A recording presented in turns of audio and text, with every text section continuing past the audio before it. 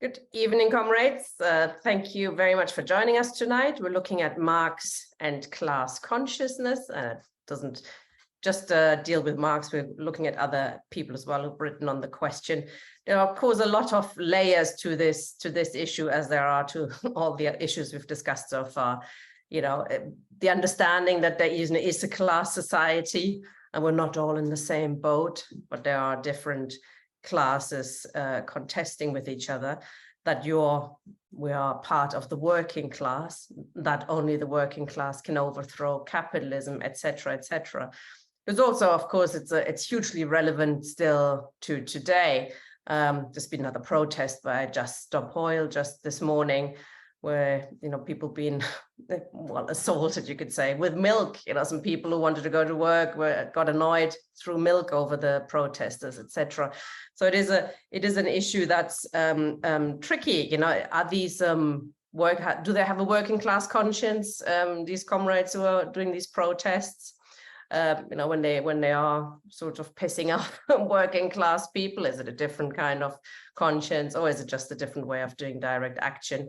So it's a lot of questions to discuss on this issue. We're very pleased to have with us Ian Spencer and Luke Pickrell. But before we're starting tonight, I would like to say thank you to Oliver, who's made a huge donation to the Labour Left Alliance, with which we've now been able to restart the streaming. So we're streaming this session on Facebook, Twitter, and YouTube. So from now on, that's what we'll do. Okay, we're starting with Luke, 20-25 minutes, then Ian, and then we're opening up for questions from the floor. Okay, well, thank you, Tina. Thank you for having me on for this, and I'm excited to talk with you all about this particular topic.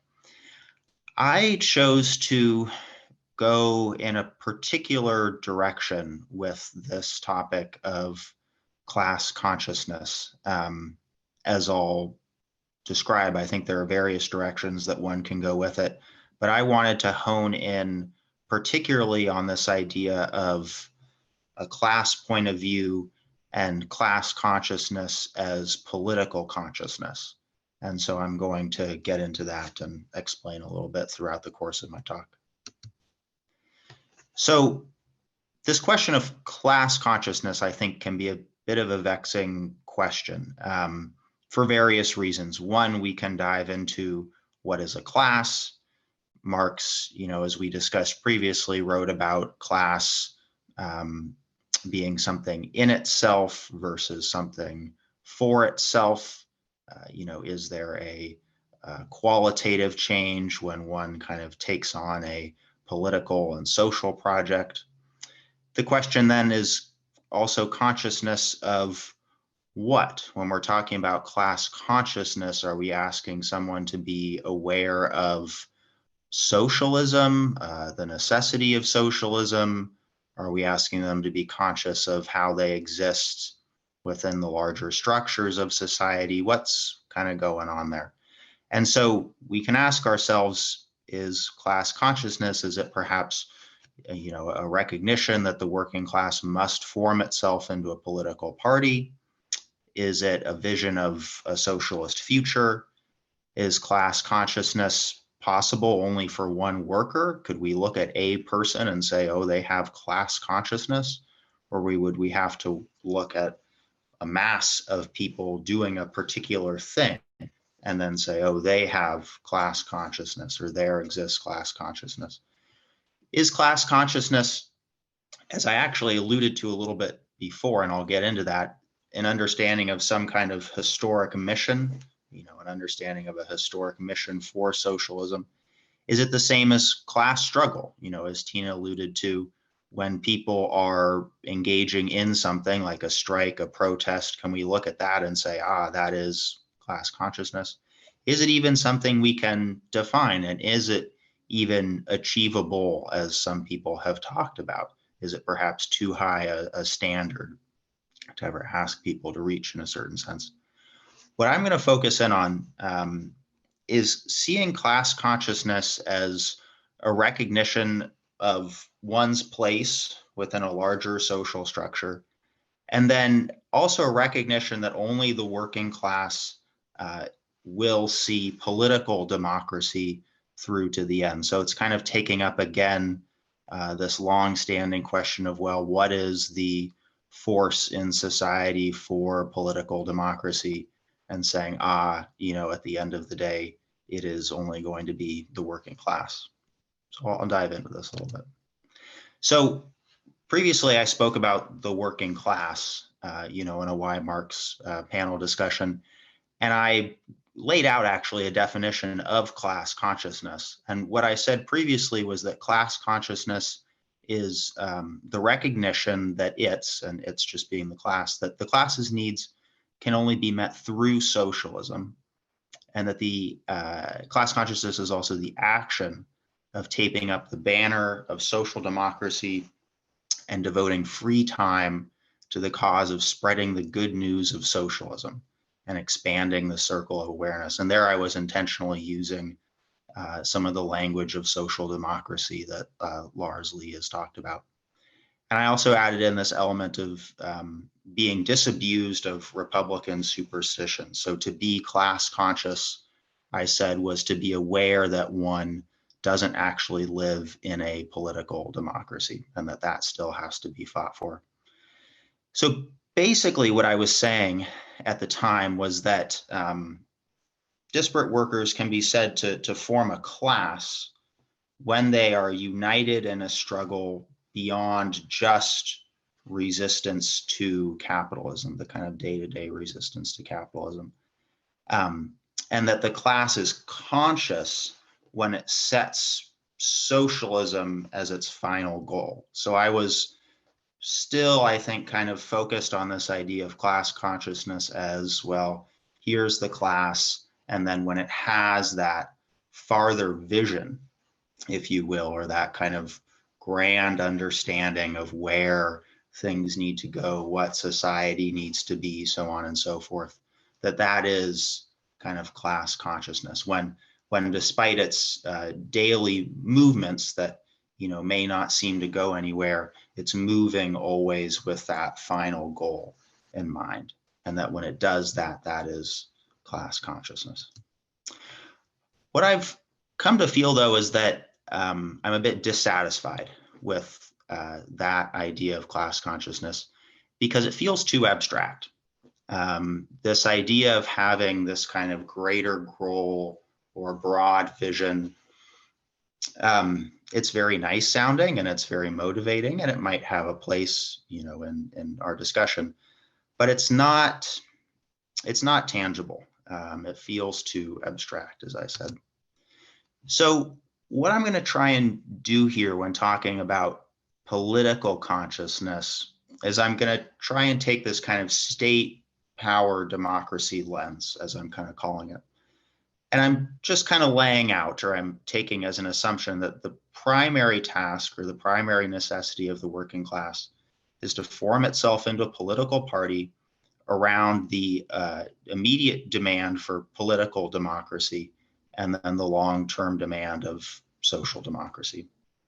And that it's by winning the battle for political democracy, and that is by creating a democratic republic laid out in a democratic constitution, that the working class can cement its control over the state, and that from that position, it can continue the class struggle on a higher level, one on which it can win. This is getting into other discussions that we've had, but I'd be remiss if I didn't say that this is how I'm approaching this question of class consciousness and political consciousness. So from that, I think I can start making a few more statements that are perhaps honing in on how I'd like to think of class consciousness. So we can say that a class conscious worker is someone who understands the necessity of political democracy and joins with others in its creation. Okay, you need political democracy and you can't do it yourself. You need to team up with other folks. A class conscious worker recognizes that the problems of our society are the problems of the working class. And I'll get into this a little bit more, but that to be class conscious is to have a very broad, a very expansive, and ultimately what it is, it's a very demanding view, I think, of society at large, seeing how things are connected, essentially. So then I'm going to say that a class conscious worker is a politically conscious worker, and that a politically conscious worker understands the necessity of fighting for a democratic republic and ... I'm going to leave that open. We could add in perhaps and socialism and communism, X, Y, and Z, but I'm wanting to focus on the immediate task at hand and putting that a class conscious worker, politically conscious worker, is one who understands that immediate task. So now I'm going to get into some texts and basically draw out where I'm getting these ideas and I think where I see them come up. So we've got three folks here. We've got Lenin, we've got Luxemburg, and we've got Jean Jaurès and their discussion of political consciousness. And out of these three folks, we've got four texts. We've got The Socialist Interest by Jaurès, going in chronological order. We've got The Dreyfus Affair and the Milleron Case by Luxemburg. We've got What is to be Done, but especially Chapter 3, which was written by Lenin. And then we've got a much shorter piece by Lenin called Political Agitation and the Class Point of View, which is an article he wrote in Iskra in the beginning of 1902. So I'm going to get into those texts and draw out where I think we're seeing this conception of class consciousness as political consciousness, perhaps, or at least the necessity of having that political conscious element. So this is The Socialist Interest by Jaurès, and the background is that the Dreyfus Affair is going on. Captain Alfred Dreyfus, he was a Frenchman convicted of passing state secrets. He's middle class. He's not a worker, you could say. He's a high-ranking officer of Jewish ancestry. That's very important because this whole thing is saturated with anti-Semitism. The country, France, is polarized around this case. I think we forget how important this was to French society and how every socialist at the time, no matter if they were in France or not, had something to say about this case, even if it was just to dismiss it. So Luxemburg and Jean Jaurès, they support socialists intervening to defend Dreyfus. Importantly, Jules Gued opposed socialist intervention. Jaurès was a socialist, although perhaps folks would better call him a possibilist, kind of an advocate of gradual reforms, who founded the French Socialist Society in 1902. And he's basically arguing, in what we'll see in this letter, he's arguing against those who say that socialists should take no interest in Dreyfus and questions of law and order when it comes to non-workers, right? The law is bourgeois, the state is bourgeois, it's just all bad, we need revolution, so on and so forth. And what he's basically saying is that that is actually a limit on class consciousness.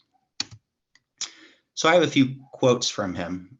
He says here, but I would add that socialists who want to get to the bottom of the shameful and criminal secrets contained in this affair aren't dealing only with a worker, they are dealing with the whole working class. And then he also says, who is most threatened today by the arbitrary actions of generals, by the glorified violence of military repression? Who? The proletariat. They thus have an interest of the first order in punishing and discouraging the illegalities and violence of courts marshaled before they become a kind of habit accepted by all. They have an interest of the first order in precipitating the moral discredit and fall of that high reactionary army that is ready to strike it down tomorrow. So what he's asking here is that within Dreyfus, socialists, the working class, they see not just Dreyfus, they see not just a middle class officer, they see essentially the entire political system that is arrayed not just against him, but against society as a whole, and including the working class, and that they're able to draw those connections. He has some other very interesting things to say about this in terms of law and actually why socialists should support basic liberal rights, but I'm not going to get into that. But basically, he's asking to see the larger picture, the kind of connecting threads here.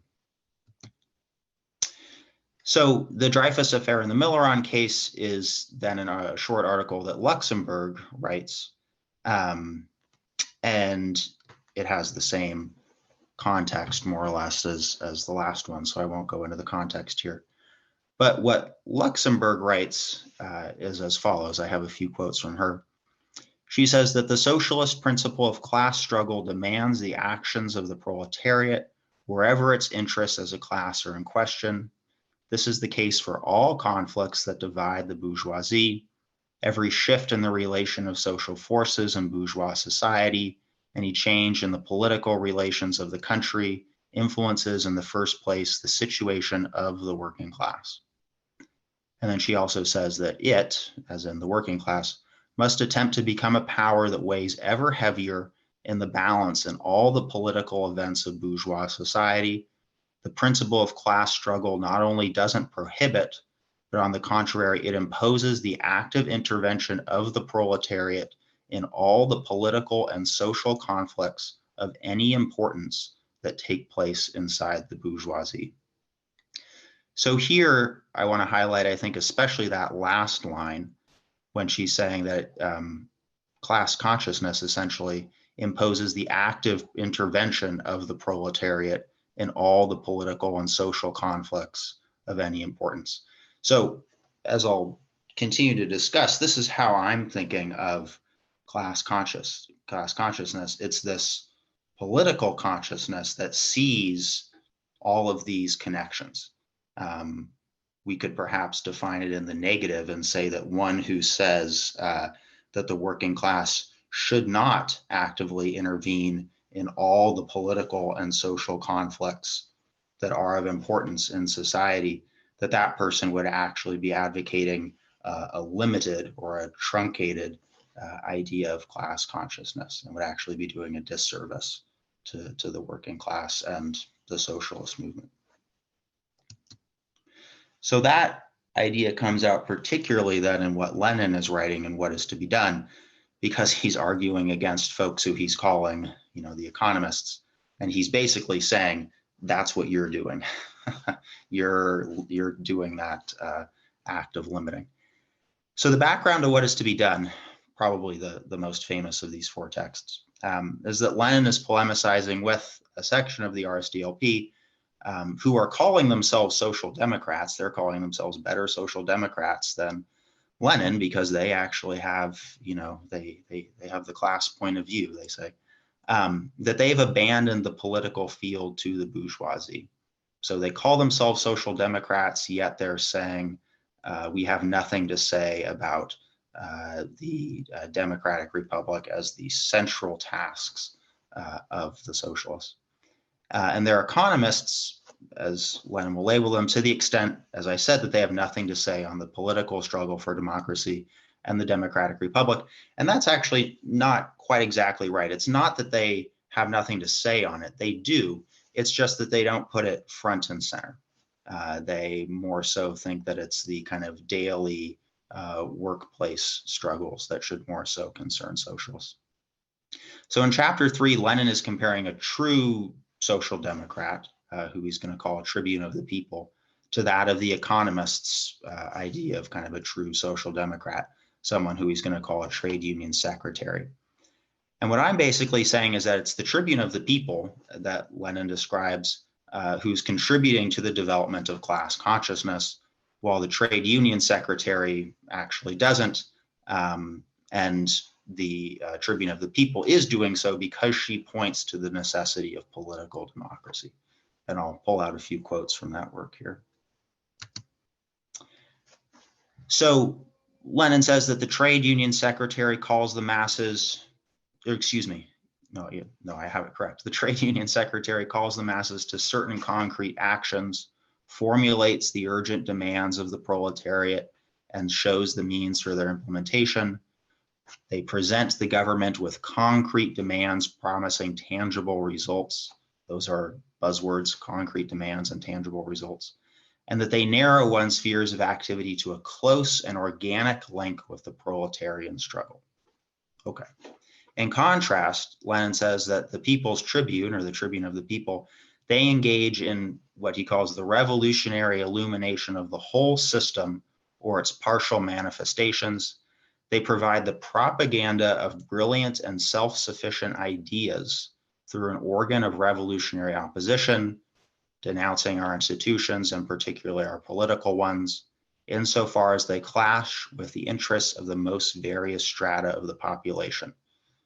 I want to highlight there, insofar as they clash with the interests of the most various strata of the population. He's not saying insofar as this is something the workers should care about, or insofar as this has to do with a violation of working class rights. He's also highlighting here, particularly our political ones. And then he says that the Tribune responds to each and every manifestation of abuse and power of oppression.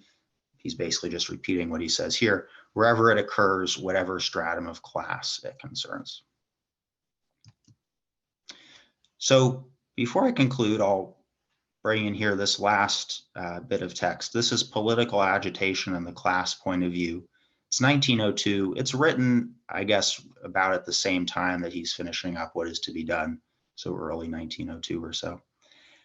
And the background of this is kind of a hard text to read because the first half of it, it's very polemical and you can't really understand what the context is. And then the second half, you get, more of a grasp of what's going on.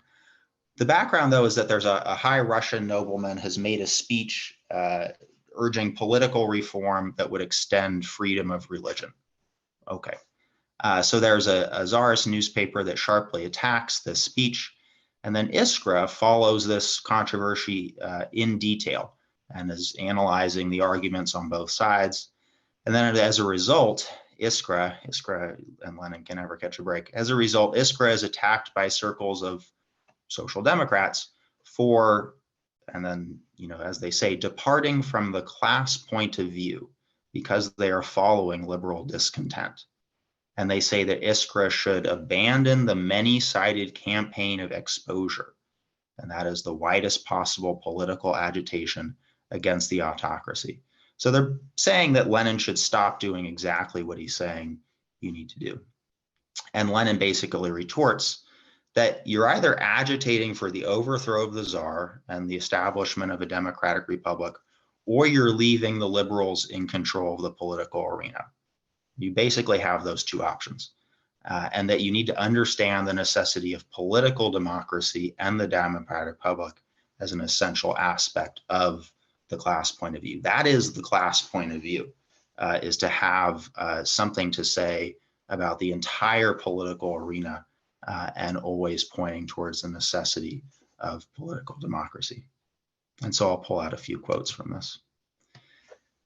So he says, we must bear in mind that in 1 year of intensified political life, the proletariat can obtain more revolutionary training than in several years of political calm. For this reason, the tendency of the above-mentioned socialists, consciously or unconsciously, to restrict the scope and content of political agitation is particularly harmful. And he also says a little later on that we should recall the words of the communists, we should recall the words that the communists support every revolutionary movement against the existing system. Those words are often interpreted too narrowly, and they are not taken to imply support for the liberal opposition. It must not be forgotten, however, that there are periods when every conflict with the government arising out of progressive social interests, however small, may under certain conditions, of which our support is one, flare up into a general conflagration. Suffice it to recall the great social movement which developed in Russia out of the struggle between the students and the government over academic demands. That was something he wrote about in Iskra. Or the conflict that arose in France between all the progressive elements of the militarists over a trial in which the verdict had been rendered on the basis of forged evidence. He's talking about the Dreyfus Affair. Hence, it is our bounden duty to explain to the proletariat every liberal and democratic protest, to widen and support it with the active participation of the workers. And then he continues on to say it is particularly in regard to the political struggle that the class point of view demands that the proletariat give an impetus to every democratic movement. The political demands of the working class democracy do not differ in principle from those of bourgeois democracy. They only differ in degree. They differ only in degree. And I'll just repeat that one more time. The political demands of the working class democracy do not differ in principle from those of the bourgeoisie. They differ only in degree. However, he of course continues, we will not forget that if we want to push someone forward, we must continuously keep our hands on that someone's shoulders. The party of the proletariat must learn to catch every liberal just at the moment when he is prepared to move forward an inch and make him move forward a yard. If he is obdurate, we will go forward without him and over him. So I want to wrap up after presenting all those texts to basically say, and I hope this isn't too much of a cop-out, but basically say that is class consciousness. I think we can go into the minutia and the various kind of theories and ideas around class consciousness, and it might be worthwhile doing that. But what I want to center is this political project and the fact that this political project is expansive. It takes in all aspects of society. It is the recognition that the working class's position is to struggle for state power. And it's also an understanding that the struggle for socialism is part and parcel of that struggle for political democracy. And hopefully at the end, I'll be able to get into what this means for today. I really want to talk about the United States, especially today. I really want to talk about the Supreme Court and our Constitution, but I'll go ahead and I'll leave it there. Thank you very much, Luke, for this first introduction. Excellent. Before I bring in Ian, though, can I just quickly ask you, where do you see sort of the trade union struggle, the economic struggle?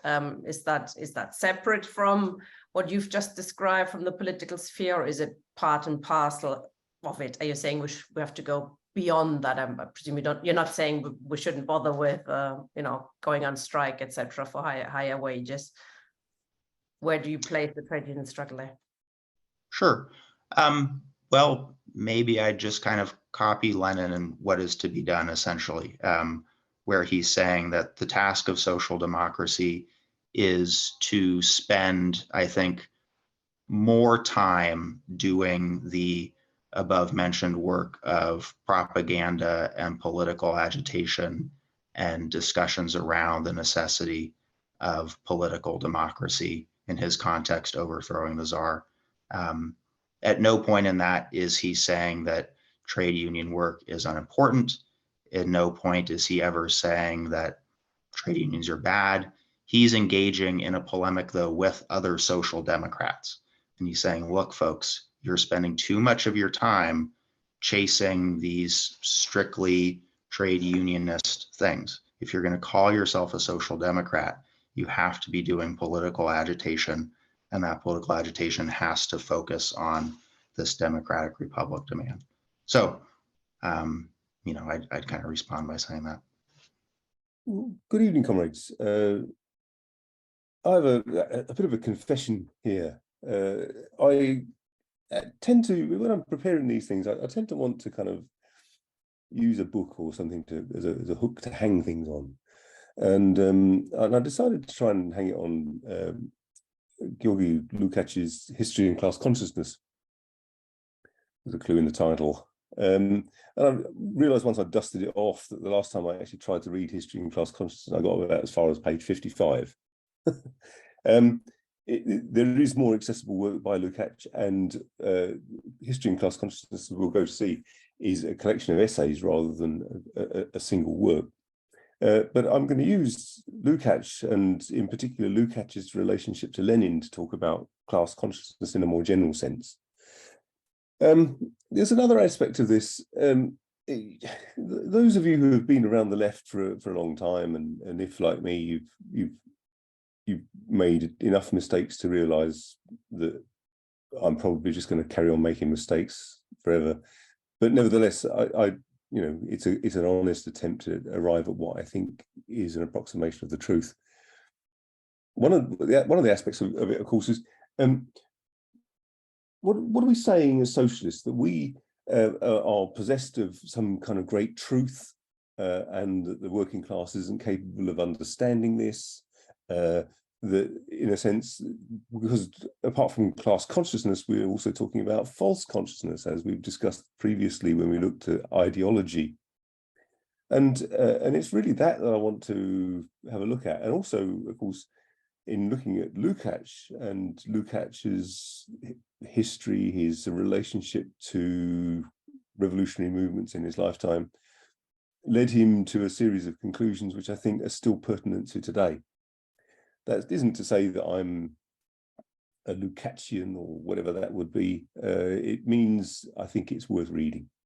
And so, without further ado, let's just remind ourselves a little bit that Marx never actually wrote a detailed work about the nature of what class is.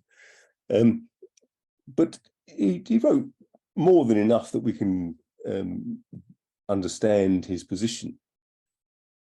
There's this quote here, and Lukács uses it in History and Class Consciousness, and it's a quote from the Holy Family. What is the proletariat, and what course of action will it be forced historically to take in conformity with its own nature? So clearly in Marx's ideas, there's the idea that the proletariat will be the ultimate realization of what it is to be truly human. In the proletariat, there is the class that can bring about a truly human society. And it is capitalism that brings that class into being as the class that will ultimately see humanity be able to realize its potential. And as we've mentioned in the previous session on social class, Marx was not blind to the fact that there were lots of different strata within the class system. He was fully aware that apart from the bourgeoisie, the proletariat, there was still in his day an extensive peasantry, and of course we know that there was obviously a lumpen proletariat as well, and so on, and that there were strands of working class life that were relatively prosperous, and he was fully aware of all of those things. And so it's usually a caricature of Marx to suggest that he only saw two great classes and that was that, and therefore when Weberian sociologists come along and talk about a lower middle class or an upper middle class or whatever else, what they're doing is framing their discussion in opposition to Marx's understanding of the two great classes as being the defining feature of the nature of society. In volume 3 of Capital, Marx talks about the way in which the surplus product is pumped out of the working population helps to give us the nature of the society. So, and I mentioned Weber here as well because Georgi Lukács, those are his dates, was an intriguing character himself. He started off influenced by the syndicalist George Sorel. He was a close personal friend of Max Weber briefly. And of course, he was hugely influenced initially by Kant, the philosopher Kant, and then subsequently by Hegel.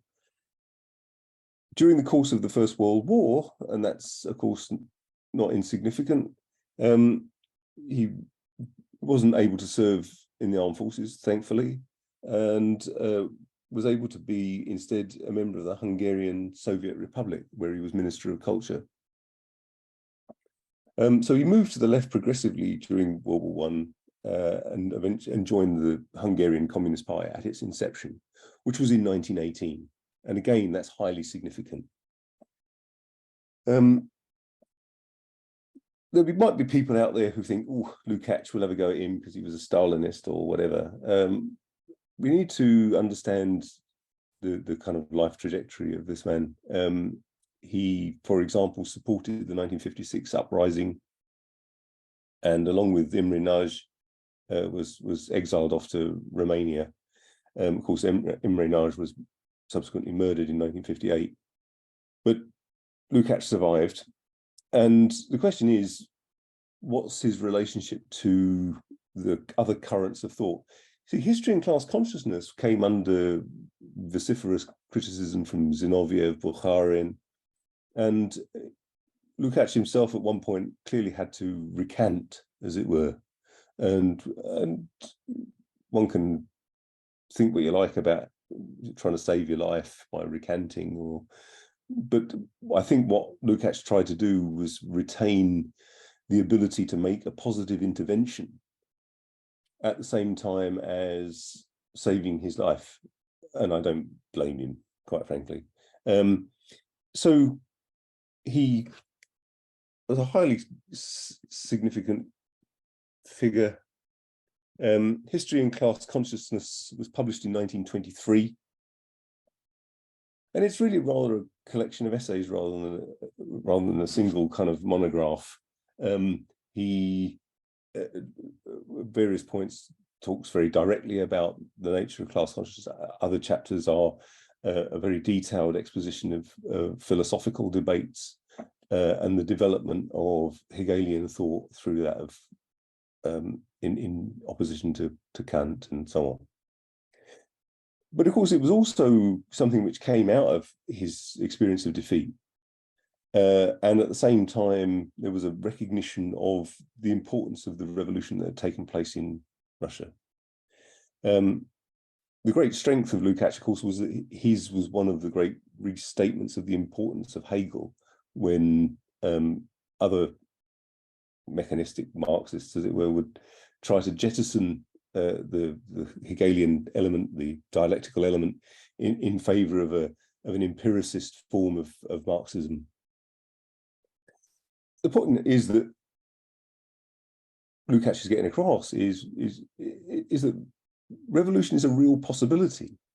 I mean, we spoke before about how could it be that Marx and Engels were just simply wrong, that it was too soon, and that what was needed to happen was that capitalism needed to develop the forces of production much more before socialism was a real possibility. We'll come back to that. But clearly, Lukács, Lenin, Marx, Engels, at any time thought that socialism was a real possibility. The importance of that, of course, is partly that the bourgeoisie had ceased to become a revolutionary class. It, having taken power, and as a result of taking power, had fabulously developed the forces of production to such an extent that we have abundance, and that is a precondition for socialism. It also does that another great thing, is it brings the proletariat into being, a potentially universal class, a class which is the abolition of all classes, if only it would realize it. And that's the point about class consciousness. It is about getting to a point where the working class, the proletariat, and of course Marx uses terms like proletariat not out of just sheer badness. Proletariat was the class of propertyless wage laborers in ancient Rome. But here, at the end of the 19th century, the beginning of the 20th century, the proletariat is the revolutionary class that can abolish all classes. The other thing that Lukács is credited with introducing is the concept of reification.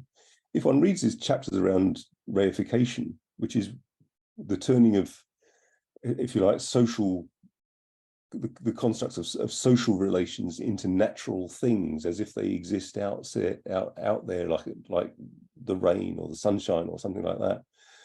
Of course, this is really a development of what he was aware of in Marx and Engels' early works. Well, particularly the 1844 manuscripts, where Marx talks in detail about alienation. And it's really drawing upon those kinds of ideas around how the consciousness of working people is shaped by the fact that the world in which we live appears to be a natural feature. The fact that the value of a thing appears to be a natural feature, like its weight or its color, is itself a result of a social contradiction and not a natural feature of the commodity. So reification is then closely related to alienation, and and it's used as a way in which he explains why consciousness, class consciousness of the proletariat, is not something which is automatic and there's therefore an important role for the party. And later on in another work, which we'll have a look at in a moment, Lenin, a study on the unity of his thought, which was written in 1924, just after Lenin had died, and is a much more accessible short book. And I would recommend, if anybody wants to start with Lukács, start there. Lukács also discusses the Marxism of Rosa Luxemburg, in particular, a fulsome appreciation of the importance of her work on imperialism, and also her relationship to spontaneity in class struggle, as distinct from the class consciousness brought to the class by the party, in particular, the form taken by the Vanguard Party. However, through history and class consciousness, Lukács is adamant that workers learn through struggle. You'll recall, of course, that Marx's famous dictum that the liberation of the working class is the act of the workers themselves. So what then is the role for communists? What is the role of the Communist Party in terms of its relationship between the class consciousness of the proletariat? Is it simply the case that, as Lenin was asserting in What is to be Done, that the proletariat can only reach a certain level of class consciousness, and it's the work of communists to bring that extra understanding of the nature, the lifting of the veil of the nature of capitalism to the working class. In 1967, Lukács wrote postscripts to both of these works, and he in 1969 he received the Order of the Red Banner. Now you can argue that his accommodation with the Hungarian regime was the reason for some kind of critical approach to his own work in 1967. You can make that decision for yourselves. My own feeling is that History and Class Consciousness is a worthy read, and Lenin, a study in the unity of his thought, an even better one. So the proletariat learns through struggle, but they don't necessarily learn the lessons as we might want them to. And does that mean that we are trying to impose our kind of understanding of reality upon the proletariat? If you think about Marx's entire approach to the question of revolution, this is not speculative philosophy. The great thesis on Feuerbach is that the point is to not, philosophers have only interpreted the world in various ways. The point, however, is to change it. And of course, what Marx is arguing for is a scientific approach to the understanding of the transformation of society, a science of history, if you will. And from that point of view, really the revolutionary is doing what the scientist does. If the appearance and essence of a thing coincided, then all science would be superfluous, as Marx argues. So Lenin, a study on the unity of his thought was published in 1924, just after Lenin had died. And in it, it's a very readable, very accessible work, and it's available on the Karl Marx Friedrich Engels Internet Archive. The actuality of the revolution is an important chapter in which, let's put it like this, we always have to understand that revolution is possible. I've never believed at any point that revolution isn't possible in my lifetime. Okay, it doesn't look like it's going to be happening anytime in the next week or two, probably not for another month or more. For all I know, I'll be dead and buried before the revolution breaks out, but I always have to work on the basis that it is at least a distinct possibility. Otherwise, the alternative is revisionism. Otherwise, the alternative is just simply take part in bourgeois politics, try and get a few little gains here and there, or alternatively go floating off and become a sect that doesn't really engage in class struggle at all, that can just engage in arcane arguments with other sects or something else, and plays no active part in the class struggle. So the actuality of revolution doesn't mean the revolution is just around the corner. When we talked in the past of transition, the transition from feudalism to capitalism took centuries, and it wasn't a slow linear process. The term evolution is misconstrued, I think, to mean a kind of series of incremental additions. But of course, not even the evolution of animals takes place in that way. There are fractures and sudden fast developments and otherwise long periods of slow development in real, actual evolution. And the same goes for the development of socialism from capitalism. It would be very odd if capitalism were the last mode of production to exist. It was historically specific, it's historically recent, and it will be superseded by socialism, providing that the proletariat realizes its historic mission, which is to abolish not only the bourgeoisie, but in abolishing the bourgeoisie, abolishes itself into a truly human society. So the actuality of revolution doesn't necessarily mean it's just around the corner, but it's an always present possibility. We don't know what's going to happen in the Ukraine war and what the consequences will be in terms of class struggle.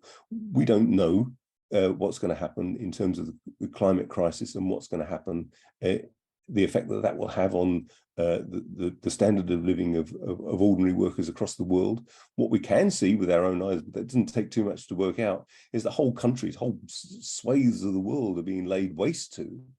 And what we're being presented with is that there is a problem for us in the rich countries about how we accommodate poor people.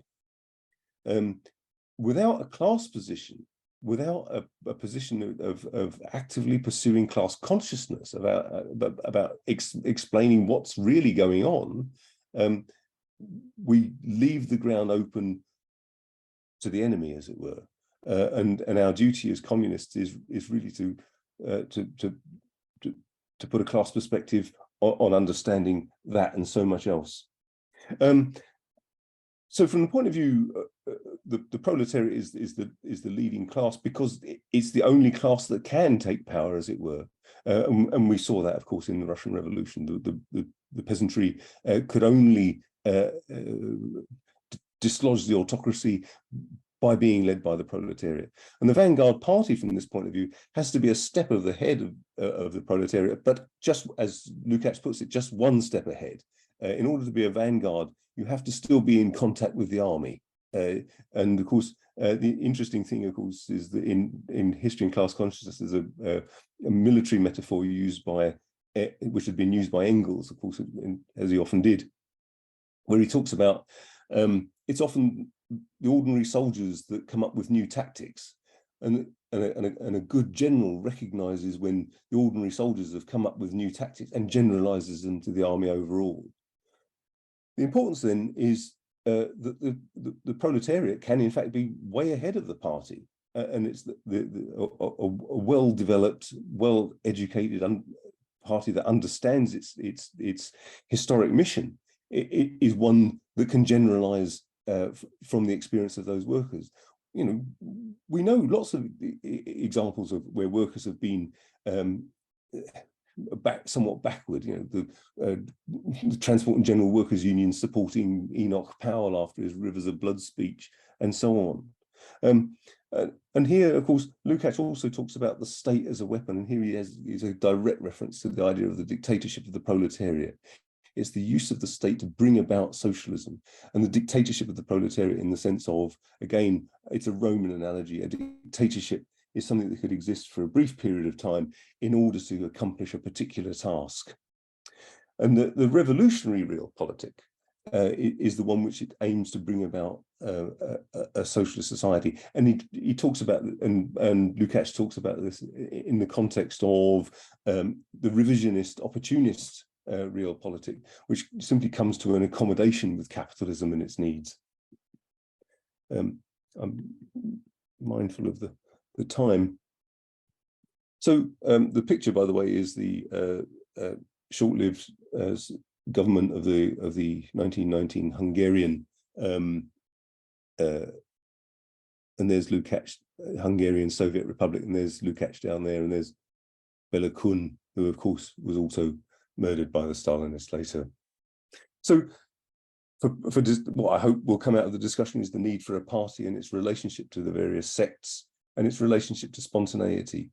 Lenin himself recognized later, after 1903, that the working class could be quite spontaneously ahead of the party. And the importance then for the party was to recognize the moment that could be seized, a moment which, if taken at the flood, could make the difference between a revolution and counter-revolution. We can think of countless examples of this. Let's just say, for example, the Easter uprising in 1916. There was a moment, but it was led by nationalists and consequently led to the butchering of the best of Irish socialists. Just imagine if it had been done in 1917. So we also need to think about the way in which the class consciousness of the proletariat will be affected by imperialism, as I believe is an important factor. The fact that we in the rich countries have derived our privileged existence at the expense of vast swathes of the world's population, which is now unsurprisingly knocking at the door, facing the prospect of imminent death in their own countries. We need to think about the war in the Ukraine, the possibility of war with China. I've argued in another place that the stratification between different sections of the proletariat in Britain and elsewhere is something we need to take account of. But we can already see, for example, with junior doctors going on a 5-day strike, how that process is breaking down. So, and consider as well the future forms taken by a revolution. We don't necessarily know that it would be the same form as taken in the past. Well, comrades, thank you very much for the opportunity to reread Lukács, well beyond page 55. Very good, Ian. We're very glad we could help you get to the end, probably the end. Thank you very much, comrades. That was a really good introduction. Perhaps we should have swapped you both round though, because I think there was a little, we did it the wrong way around a little bit. I think Ian's presentation was more about the basics. You know, it does take, of course, struggle to get to an understanding of that there is a class society, that you are part of the working class, that you need to overthrow capitalism, that this is the working class, is that a class, and of course an understanding of what you're fighting for.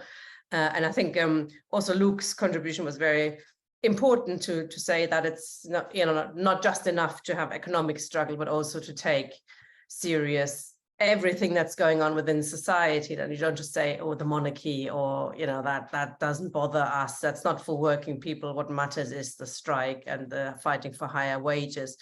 All of these things matter, and I think Lenin in particular put that out very well in his book. And I'm sure there's going to be we've already had a very vibrant discussion in the chat, and we'll get to it now. You know, what's stopping people now from developing such a class conscience, I think has been the overriding idea there. So I bring in Matthew first. Comrades, if you want to make a contribution or ask a question or just say, you know, what you disagreed with, anything would be welcome. We're all comrades here, and we do like a good discussion and a debate. So please do not feel you have to keep quiet if you disagree with something, or if you want to ask a question. So Matthew first, and then Ian and Luke can reply. Okay, yeah, thanks, comrades.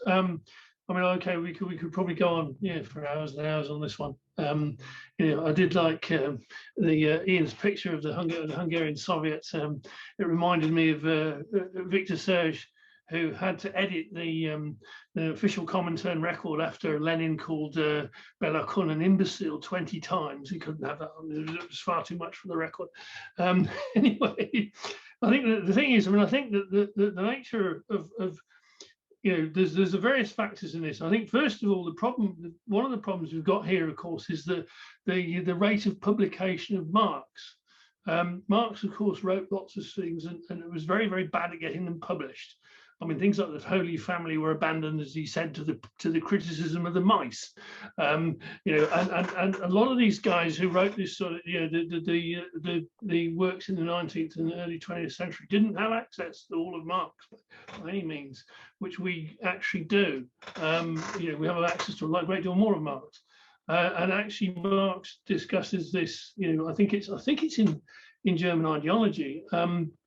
But in terms of class, I mean, I think it's a dual question, isn't it? Because as objective class, the relationship between the class and means of production, in which we now have the largest working class in history. The majority of the population are working class because they actually work for a living and are subject to exploitation through the process, however decayed of the law of surplus value, etc., the law of value, etc., and all this sort of stuff. And then there's the question of which has been termed class in itself. And then there's a question of, okay, how does then the class form itself as a class? And that's the subjective question. And as Marx points out, again, that actually, of course, initially, of course, the class formed itself in opposition to the capitalists. On a basic level, it's in opposition to the capitalists, and the fact that obviously the capitalist continually challenges the working class in order to strip more out of it, in those terms. But it's then, of course, how does it then begin to build a political consciousness and realize its historic? I mean, the point is, it doesn't. The working class does not fully form itself as a class until it actually takes power. I mean, it's not actually fully a class until that process is complete, So the subjective factor becomes a major question, or the major question in modern history, as it were. How much does the working class actually understand its own position and its historic mission? If you like, to actually, which is of course to end class society, abolish all classes, including itself, and restart, liberate humanity from that crap, and restart the whole process. So in those terms, it's like that.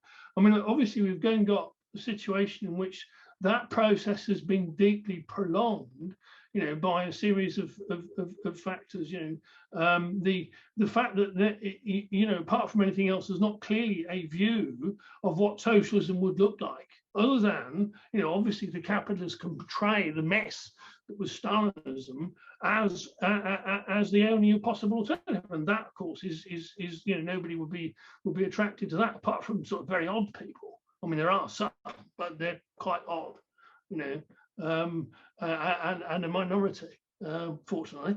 But you say, okay, well, we do have an alternative, but what how does it look?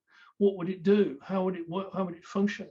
And then, of course, how does the class itself organize itself and build its own politics? And the problem has been, obviously, what we've seen at this point, of course, is the impact of Stalinism has been to exterminate the best revolutionaries and poison politics. I mean, most of politics is they actually destroyed much of the discussion of Marx, our understanding of Marx, shoved in all kinds of extraneous and rubbish concepts, from all sorts, sociology and other such things, even the definition of class itself, which became, actually classically under Stalinism, of course, the only workers, of course, were manual workers.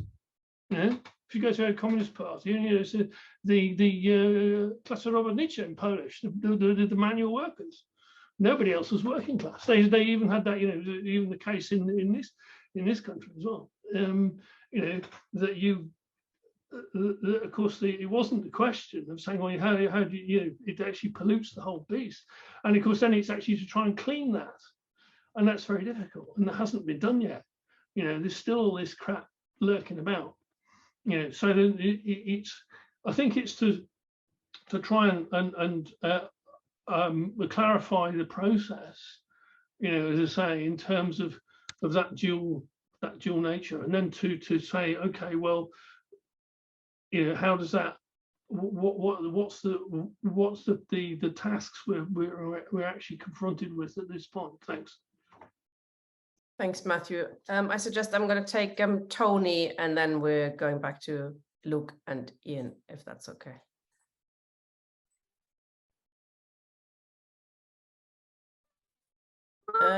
Tony, you are having your audio problem again, I'm afraid. Do you know how to solve it quickly? Yes, good. Hello, 1, 2, 3. Yes, that's better. Yep, good. Okay, it always does that. I don't know why it reverts back to the wrong microphone, but anyway. Yeah, I mean, Marx spoke of the working class being the gravedigger of capitalism, and people have spoken here about the historic mission of the working class, which is to overthrow capitalism. The only problem is, of course, the working class don't seem to recognize this historic mission, which poses us with a certain problem. And it seems to me that the solution of Matthew and others is to wait and see, and hopefully something will turn up in the end, much like Micawber and Dickens. But I'm not convinced about that at all. I mean, firstly, let us say that I think there's a clear distinction between class consciousness, that is your consciousness of being part of a class whose interests are different from those of the capitalist class, and the socialist political consciousness, which goes one step further. I think many people are class conscious in a very basic sense, but that doesn't necessarily lead to a socialist or revolutionary political consciousness. But the question we face is why? I mean, people quote ad nauseum the Bolsheviks, Lenin, Marx, and so on and so forth. But the question people don't really ask is, why is it that the only successful working class revolution was over a century ago? Because in that time, things have not stood still. The West, led by the United States, has immensely consolidated its powers. They're fighting wars now, unarmed wars with drones, for example. They're in danger of complete destruction of the planet, if not by a global climate change, then simply through nuclear war. Ukraine brings that possibility ever nearer. So I get the feeling sometimes that these discussions take on a certain abstract theoretical nature without actually grasping the tasks that we have. And it's really too easy to say, to blame everything on the mess left by Stalinism, as if it wasn't for Stalinism, then we would see socialism already, that we would be in the promised land, and that we can blame it all on one particular evil figure and those who surround him. I just don't believe that's true. I think there are a number of problems. I mean, Marx saw the working class as the agent of change, but why did he do that? Because he saw the proletariat, the concentration of vast numbers of workers together in the factory, as achieving a political consciousness by virtue of their day-to-day struggle, amongst other things. We have a real problem, for instance, in Britain. I mean, we have a number of struggles at the moment, but there is no sign of any of the participants achieving anything but a basic minimal trade union consciousness. And one of the problems of the working class today in Britain and in Europe is its atomization, the fact that it isn't capable of achieving a political consciousness together with others.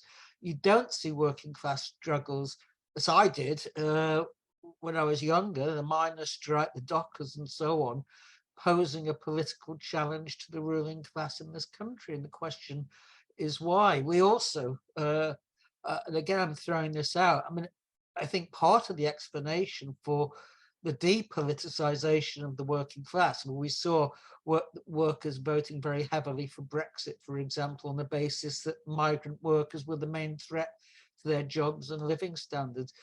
one of the reasons is still the illusions in imperialism and the fact there's a certain materialist basis to that. It's not simply theoretical. I mean, the fact is that the working class in the West, whether it's in the United States or in Britain, has a standard of living higher than it should be because of our super exploitation of the rest of the world, which includes direct military intervention when necessary to prop up our interests. Very little of that has percolated through to date. And we also have, I mean, socialist groups here. I mean, the two main political groups in Britain are the Socialist Workers' Party and the Socialist Party. And I would see both of them in their own way. It's like economistic. They revolve primarily around the day-to-day struggles and strikes that break out, but really resent often political factors intruding. And I can remember, for instance, when militants, as it was then, saw gay rights as a bourgeois deviation. The SWP saw the struggle in Ireland as inimical to its own interests and had a very similar position on gay rights and other questions originally. So, I mean, there are real problems in the socialist movement which we've yet to grasp with. And you see in the heartland of capitalism in the United States, where I think Luke is from, the inability of the working class to even form the most basic of political representatives. So it votes for either the Democrats or the Republicans. It has no independent political representation. All of these are massive problems, coupled with the ability of US imperialism to, as Ian, I think, said, lay waste to whole countries. So, I mean, we are in a dystopia in a sense today, and the question is how we find our way out of it. Thank you. On that happy note, I'll bring in Luke. Yes, and I mean, you're right, of course, you know, but it is the crucial question. How do we get from where we are to where we need to go? Luke, first, if you want to reply to a few things. Sure. I'll try and make it as concrete as possible. The task in the United States is to overthrow the US Constitution, full stop. That is the task of socialists here in the United States. I know it doesn't necessarily mean a whole lot for socialists over in the UK, although as folks have pointed out, the US is the world's reigning military imperialist power. So a political revolution here in the United States would do a lot.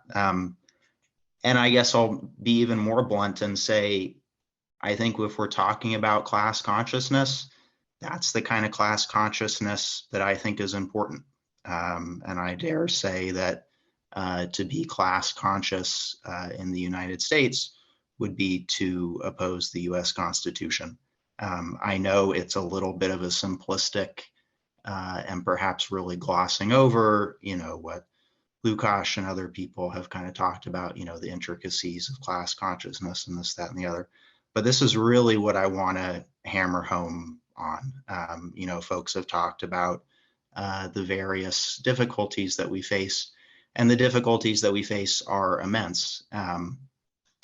But here in the United States, there is the potential for a unifying movement to actually bring political democracy to this country. Every moment, including today, the political system just throws things in the face of people that are just atrocious. And to the extent to which the socialist movement has no real thing to say about that, besides, oh, we need to smash the state and oh, we need socialism, it's a cop-out and it's kind of a dereliction of duty.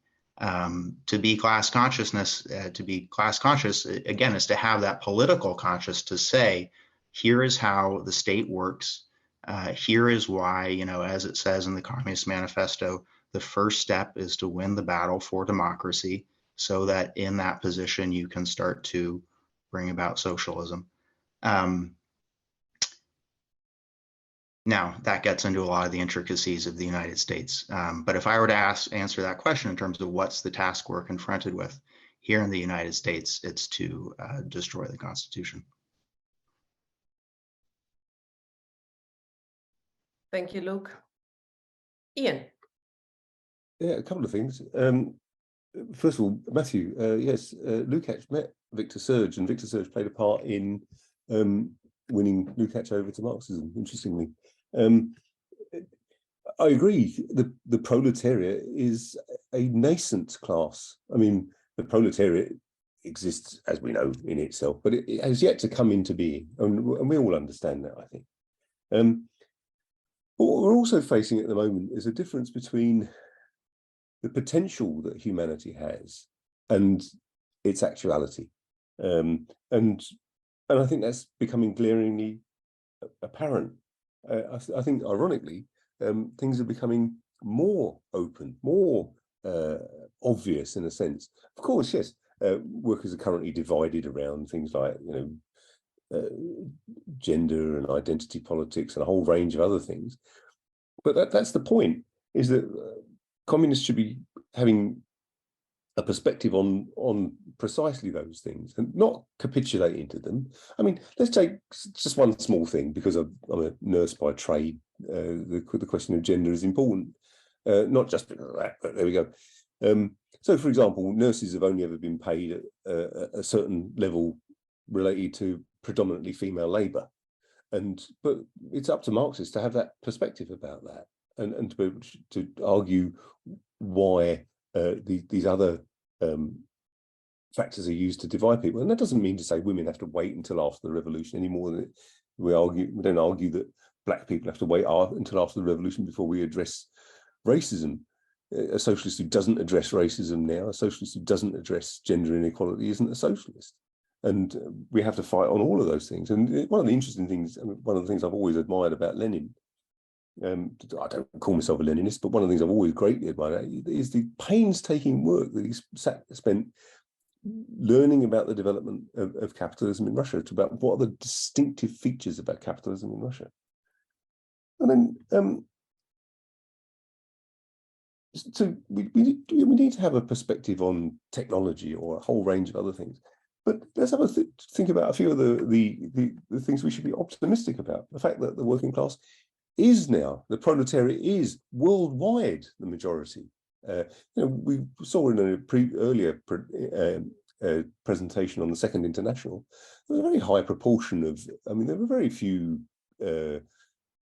social democratic parties outside of the wealthy countries that were represented in the Second International. And many of them had an overtly racist perspective with regard to colonial peoples. I don't think anyone would put that forward today, in the sense that we're more internationalist than we've ever been, even though from time to time workers will take a step back, as we saw in Brexit, of just trying to put forward a nationalist perspective in an effort to defend their jobs or housing or whatever else, partly because, of course, the EU wasn't exactly a friend to the people of Greece, for example. So we're, in a sense, more internationalist. The other thing is, we've now reached a point in the world where the ruling class, the bourgeoisie, cannot solve these problems. It cannot solve the problem of climate change. It cannot solve the problem of vast sections of the world being laid waste to, and vast numbers of poor people hammering on the doors of the rich countries. So the question of imperialism is absolutely central. Yes, of course, Stalinism and social democracy have played their own hideous roles, but it's up to communists to be able to make that point. I think that's all I wanted to add. Thanks, Ian. I'm going to take two more, and then we're getting back to you, and then two more. We've got four more people got their hands up, and I think Tony wants to come back in as well. Peter first, and then Steve. Hi, folks. Yeah, I think it's a really interesting discussion from Luke and Ian, and the other contributions as well, Tony and Matthew. I put up in the chat box about consciousness. As humans, we're all conscious. The issue is class conscious, and I remember, like in my previous incarnation as a motor mechanic many years ago, we went on strike. It was around the time of Militant 1983, and we had our own little strike. And in there, there was different elements of consciousness of why we were on strike. I was on strike because I was a socialist and a trade unionist, but but other people next to me knew what I was about, but they were on strike for different reasons. So, you know, there's a complexity about consciousness all the time.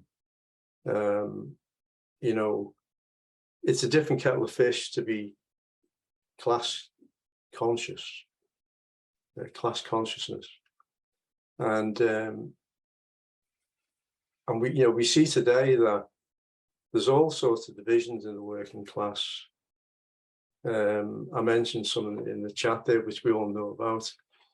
The different identities that are played on today and emphasized by the bourgeoisie, by the state, by the media, and put into play to create divisions that are real divisions within the proletariat.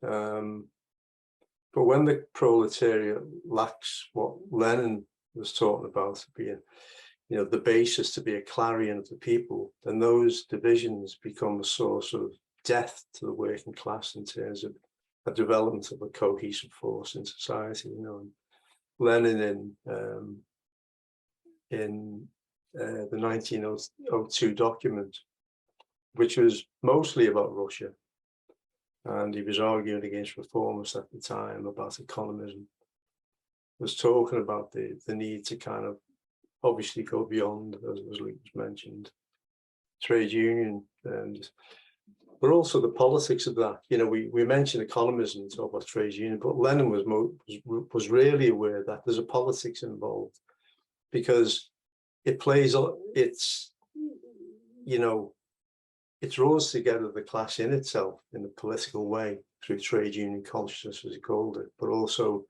which leads to, like, you know, legislative reform to make the workplaces better through factory acts, through better bargaining for wages and so on.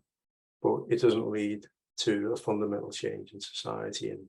And Lenin was arguing for a different politics in his struggle with the Russian left.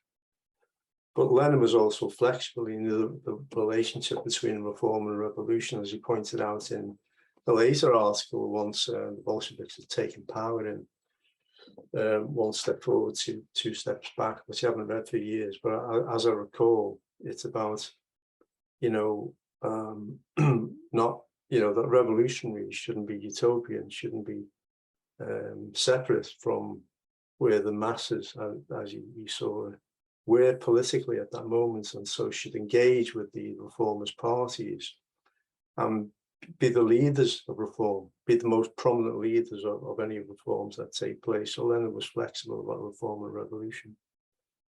And I think that's what we need to do today, but it's got to be tied into, you know, we've had a number of talks in this series of meetings on internationals, and haven't heard once tonight anyone mention it, the need for another international, you know. And so,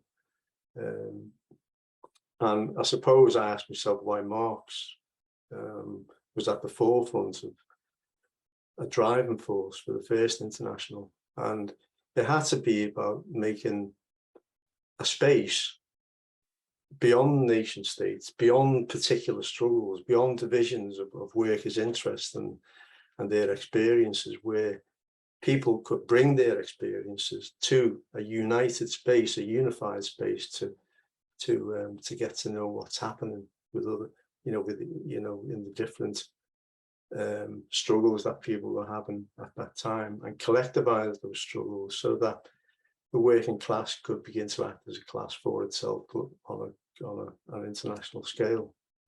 And so I think ideas around, like, fighting for political democracy at a national level today are just like kind of a throwback, and throw us back on the force of capital, and not anything that is progressive. You know, capital, for example, I always tend to think in terms of, like, class in itself, class for itself, and capital is having a hard job of being a class for itself today, as it always did, but it's having an immensely difficult job today. But at least it's having a go. You know, it cements its kind of, like, interest within certain global institutions, And I look around for the working class and where the more conscious, class conscious working class individuals and groups. I look around and ask, well, what's been done today to kind of at least challenge capital at that global level?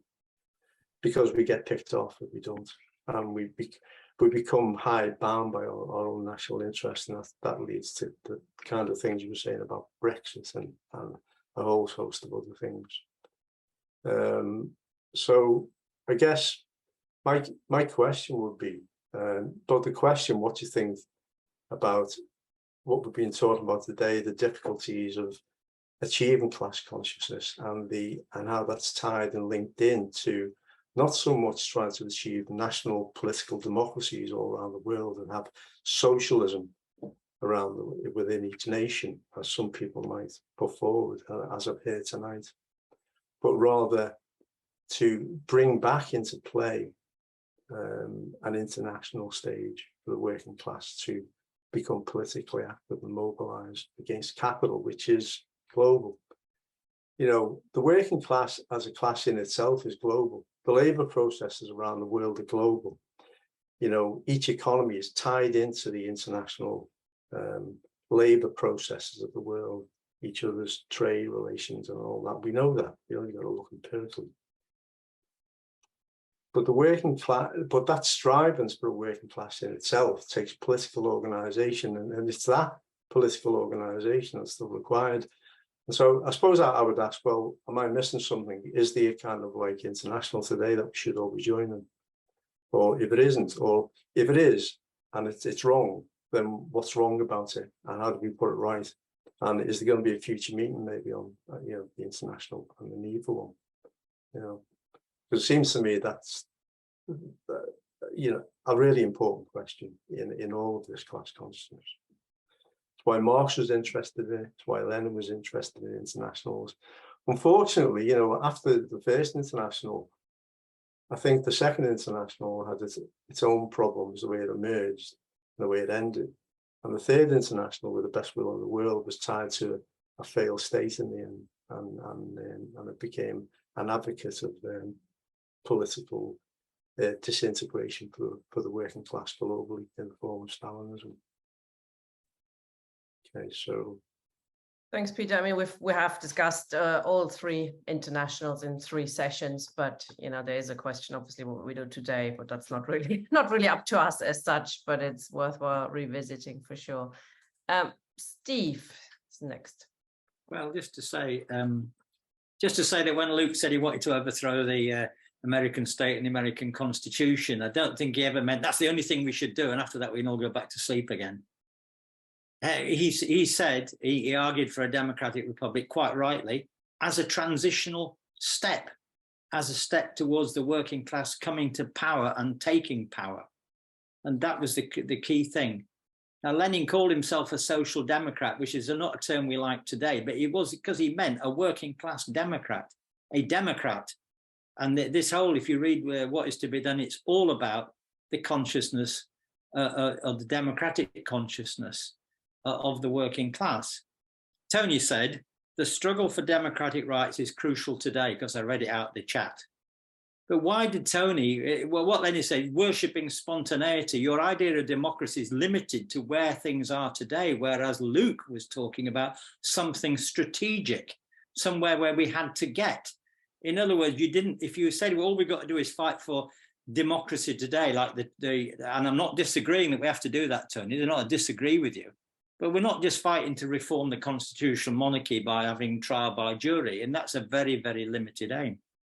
So I would argue that the working class is the only democratic class in capitalist society. But I don't mean by that every worker's a Democrat rather than a liberal or a conservative or a fascist, but rather that it's the only class that can become or has the potential to become a democratic class by democratic consciousness and democratic organization, and then that is in transition to socialism and communism.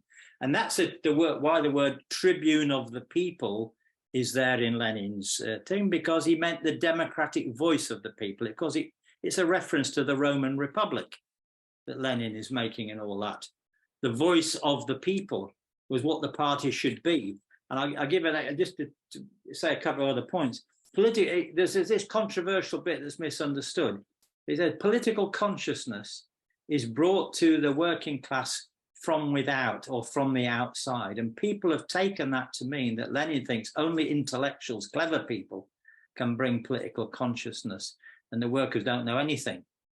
Lenin did not mean that at all. From outside meant for him from outside the working class itself. In other words, you don't gain knowledge of politics by simply looking at the working class and talking about the working class. You gain political knowledge by sending, as he said, you're sending your army into all classes and reporting on what's going on throughout the whole of society. Hence the Dreyfus Affair, which isn't about a working class person in a trade union at all. You gain political knowledge by understanding the full picture of that society. Whereas if you simply concentrate on trade unionism, then you are simply looking at a very limited idea of what the working class is and what it can become. And I was trying to think of a concrete example, and I'll finish on this, Tina. I was thinking of slavery in the 18th century. And ordinary people in England never met a slave and had no idea that they existed in terrible conditions or where they lived in Jamaica. Why would they? But an English socialist who went to the working class in Manchester saying, isn't it terrible in Manchester? What you should do is demand better wages.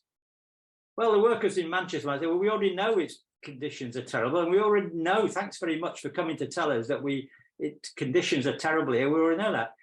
Political consciousness is about taking the message to the workers in Manchester that slaves exist in Jamaica, telling everybody that story about the class relations, who the aristocrats are, how the bankers are doing all this, how slavery, etc. In that way, by bringing that scientific knowledge, you develop the political consciousness of the working class as a revolutionary class, rather than simply people who are trying to get better conditions. So you have to take the big picture, and that's what Lenin was talking about in What Is to Be Done.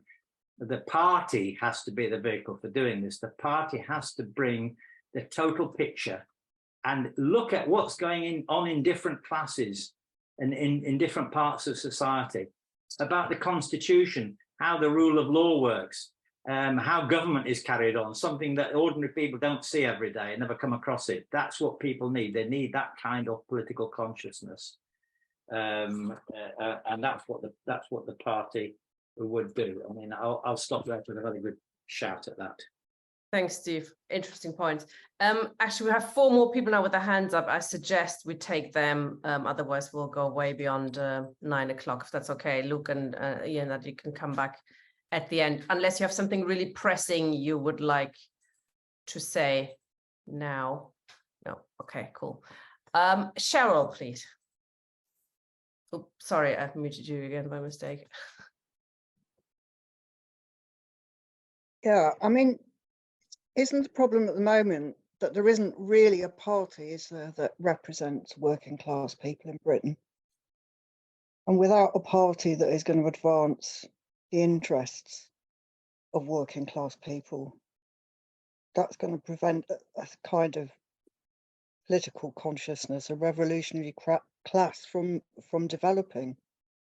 So that's just my only point. I mean, and I suppose the other point I was thinking of is when Luke actually was writing, there was no, mass media as there is now controlling ideas, and that's a huge obstacle, I think, to be overcome.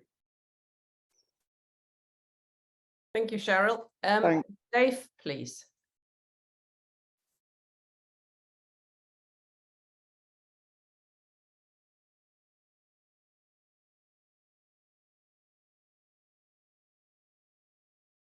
That's it. Yeah, sorry, comrades. I think Cheryl's raised 2 very important points there, which I want to comment on. We're all in a bit of a pickle, aren't we? Because there's mass disaffection with capitalism. We've seen it in the strike waves. I've seen it in public opinion polls about support for nationalizations, etc. But people aren't stampeding to us. I mean, we look at the results of the elections throughout Europe, Greece recently, for example, poor performance by the far left, poor performance. The Communist Party usually gets about 7%. And that's it. We're not the communist and Marxist left. I know they're different, but the communist and Marxist left is not benefiting. But I suffer from optimism of the will, of course, but I think there's also optimism of the intellect. And I want to end up on that in a couple of minutes' time. But before that, I want to pick up on what Cheryl mentioned about the strength, the sophistication of what Althusser called the ideological state apparatuses is unparalleled. There's always been state control in various countries of the media, but it leads me to the conclusion that come the revolution, come pre-revolutionary situations, that we have to actually take over the media. Now, I don't know if MI5 is watching, but I think we have to take comfort from examples where workers have taken over the press, the media, the television, the radio stations. It has happened.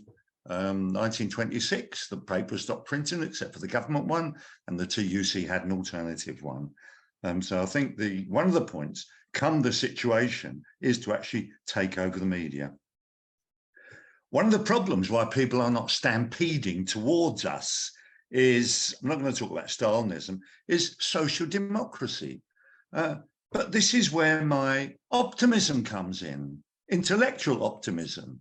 The optimism that shows that more and more and more people in different countries like the States and Britain and Greece are actually refusing to vote for Tweedledum and Tweedledee. So that's, I think that can be viewed positively. The fact that political participation in bourgeois democracy, bourgeois parliamentary democracy, is actually going down. So I think that's something positive. I want to mention two more points and then finish. I think in this discussion, I really enjoyed the two presentations. Thank you. I think in this discussion, one of the most important points was actually made by Tony, where he drew the distinction, and nobody else this evening has drawn that distinction, between class consciousness and political consciousness. I mean, there is the consciousness that, as he said, many people, millions, do have the consciousness of being part of a class, part of an economic class, but they don't have the political consciousness of working towards socialism, of being a class for itself. And that's where we intervene. And that's why many of us sitting on this table today are working towards getting a non-sectarian Marxist party together. And that is where, with capitalism in crisis, the intellectual optimism sees capitalism in crisis, sees growing mass disillusion and disenchantment. And so what am I suggesting? Well, to an extent, more of the same, because what Ian Spencer mentioned was, and I won't quote the Lenin thing about decades and weeks happening, etc., but Ian put it in different words when he said that the revolution may not occur next week, or the pre-revolution, because pre-revolutionary situation leading onto a revolution may not occur next week, may not occur next year, but we have to be there ready with the Leninist principle of party, program, leadership, cadre, and activism. Thank you. Thank you, Dave. John, please. Yes, thank you, Tina, and thanks to the two speakers for the work they've put into this presentation. I haven't got a lot to add because a lot has been said in the chat, and a lot of the contributions have covered some of the things that I wanted to say. It strikes me, first of all, that this is a fundamental discussion for our movement, for socialists everywhere. The consciousness, the class consciousness of the working class, quite fundamental. The idea that you can have a revolution without a working class, a politically conscious working class, is for the birds. You have to get over that problem. And that, I think, is what makes it so important. And particularly Ian's reference to Lukács, and that, you know, those articles, the series of essays, the history and class consciousness, written in the 1920s, quite specific to that era at a time, but also reflecting something going on in the rest of society. And that important things, his consciousness and the reification of the consciousness of the proletariat, something going on within our capitalist society that has an impact on the consciousness of the working class and divides it and makes it impossible for it to understand the nature of the society in which he lives. He refers to it as the reification of consciousness, that idea that what we've got is the only form of society that we're capable of achieving. That history stops with capital. So what I think sometimes is that we're our own worst enemies, because for me, the important thing is why Marx is to read the political economy, is to read the works that he is famous for, Capital, the nature of the system in which we live, the commodity structure of that economy, which he takes to pieces, the fundamental role of labor within that society, labor power as a commodity being bought and sold by capital. That experience, which we all go through virtually every day of our lives, or have done at some period in our lives, that dependency on the products of capital in order to maintain our lives, but also in order to exist as human beings. It's not a part of a natural order, is it? And I think this is what Lukács is getting at, this reification, that people see this as the only form of society. Nobody questions that notion of wage labor. Now, if you read Lukács, he questions it throughout those articles. He talks about the abolition of wage labor. He talks about the emancipation of the working class. That seems to have gone from our discussion as socialists now. We talk, as Luke did, about taking political power, taking control of the state, and taking control of the nation state, etc. Well, fair enough, but to what purpose, to what end? And it's fair enough to quote Lenin and in What Is to Be Done. Lenin is writing in a specific period in history, in a context of a czarist autocracy. So of course he has to stress the necessity of a democratic takeover of the system, and the necessity for that, for the working class to emancipate as a basis.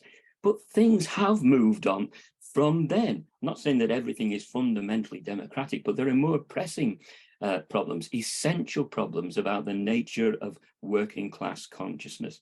Ian's referred to Lukács.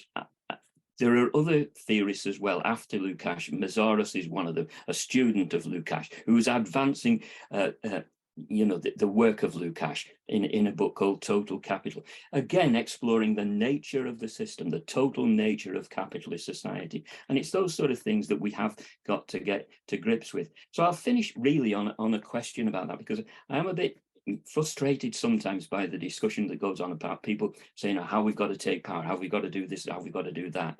What we also have to understand is the nature of the system, the society in which we live, and the effect that has on our consciousness. I think that can only be answered by looking at the works of Marx. Why Marx? The fundamentals of capital, his analysis. Not to say that he has every answer, that things haven't changed, etc., but to deal with those as a basis for that.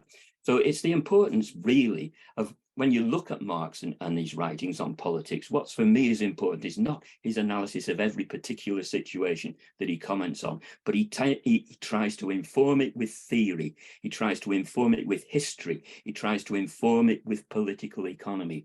And so for me, for the two speakers, I want them to say what they think the role of capital, Marx's works, political economy could have in enhancing or creating a working class consciousness, a consciousness capable of overthrowing the present form of society.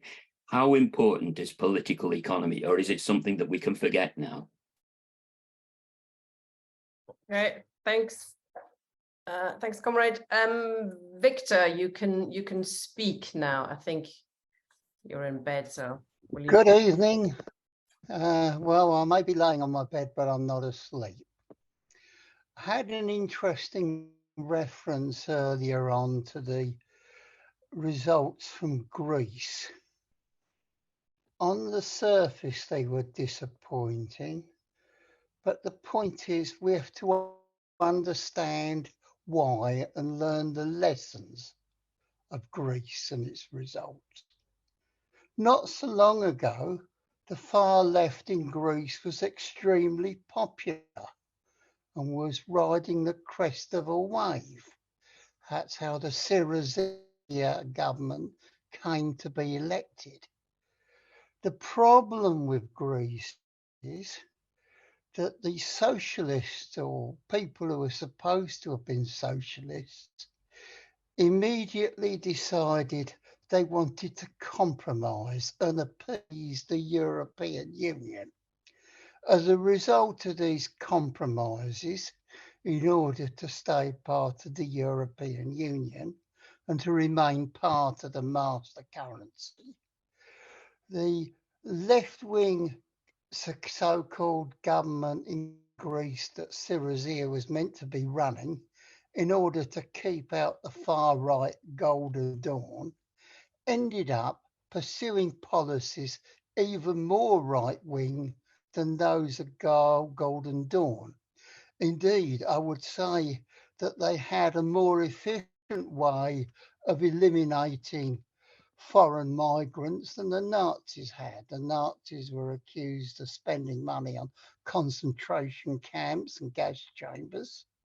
Syriza merely left migrants to freeze to death in the cold at no cost whatsoever.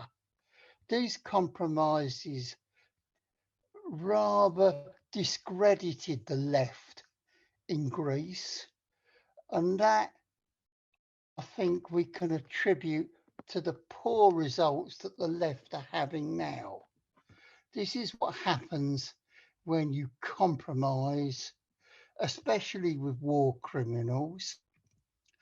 It's also another phenomenon that throughout 20th century history, the formula for creating fascism has been to start off with socialism and then mix it with notions of a united Europe. Hitler started off as a foreign migrant in Germany, belonging to something called the German Socialist Workers' Party, wrote a book called Mein Kampf, mixed it with notions of a united Europe. Mussolini started off as a socialist, then had notions of wanting to recreate a European new Roman Empire. Oswald Mosley started off as a leading Labour Party man. He became the first leading politician to advocate united Europe, with Britain as part of it. The pro-European lobby don't seem to acknowledge him, though it's a fact. It's rather like someone calling themselves a Marxist and not wishing to acknowledge Karl Marx. Inevitably, combining notions of a united Europe with socialism is the magic formula for creating fascism. This is how the socialists in Greece discredited themselves. And I rather fear that some of us did a lot of damage by having a few compromises too many with our Blairite hard right in this country. How we can maintain an anti-racist position. If any of us sort of compromise with the Islamophobic Blairite hard right, I do not know, but we've got to learn the lessons from these mistakes and make sure we don't repeat them. Thank you, Absolutely. comrades. You might want to add the link in Germany to the list of compromisers that they're now having to pay the price of not getting over the 5% threshold anymore. Okay, Tony wants to come back in for a second bite of the cherry, and then we bring in the two speakers to respond. The second bite of the cherry. Well, the cherry. Can you hear me? Yes. Right. Thank you. Really, just a few disparate points. Firstly, since the trial of Dreyfus, the affair of Dreyfus was mentioned, I think it should be put in a context that this was, if you like, the attempt of the military, clerical, monarchical, reactionary establishment to reverse the gains of the French Revolution itself. And it was actually a massive battle, not least within the ruling class. And it's not surprising, for instance, Edward Dremont, who was the leader of the anti-Dreyfusards, was the deputy for Algiers, one of the colons, who represented the most reactionary section of that class in the petty bourgeoisie.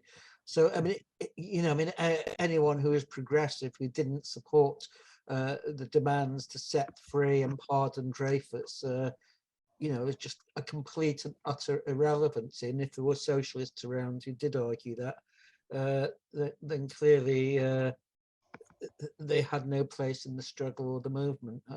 They rendered themselves totally irrelevant, because Dreyfus was the major political affair in Europe, literally for decades after, and it's actually affected the reaction of the French people to the Nazis, for instance, half a century later. I agree with Dave entirely about the importance of the media and the ideological state apparatus, as Althuser put it.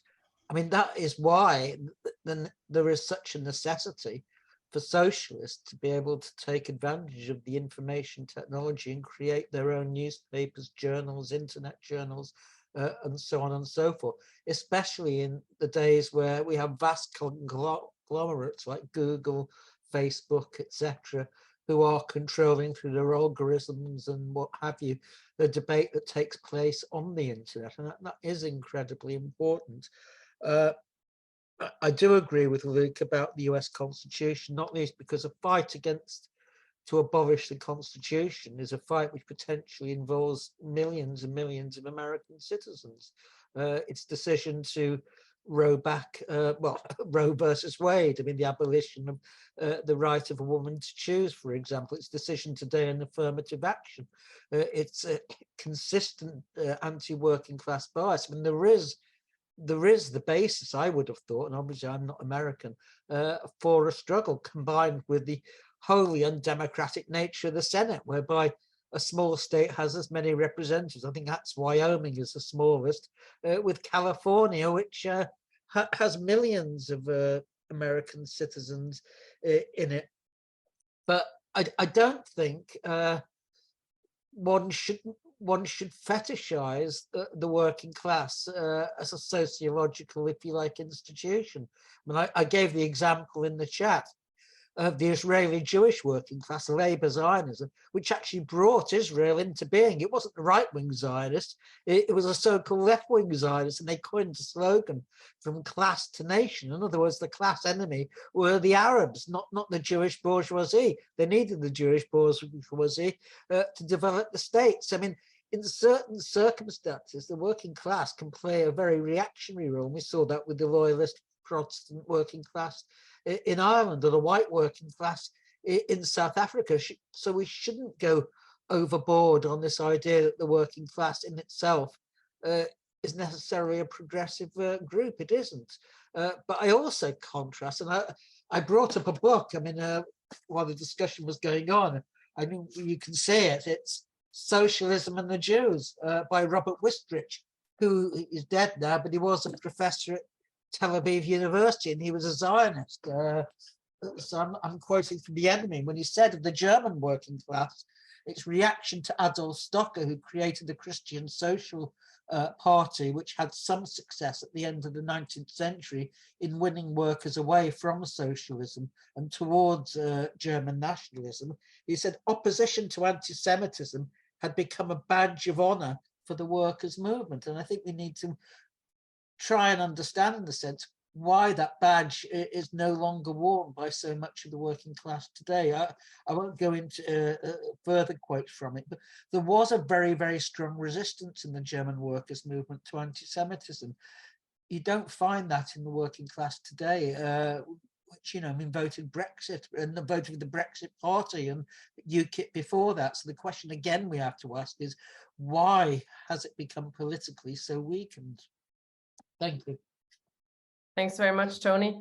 Very interesting discussion. I'm sure we could go on for some time, but it's we're already running a little bit late. So I suggest Luke first, 5 to 7 minutes, and then again the same for Ian, so we don't overdraw too much. Luke. Sure. Thanks, Tina. And thanks everyone for making your comments and asking your questions.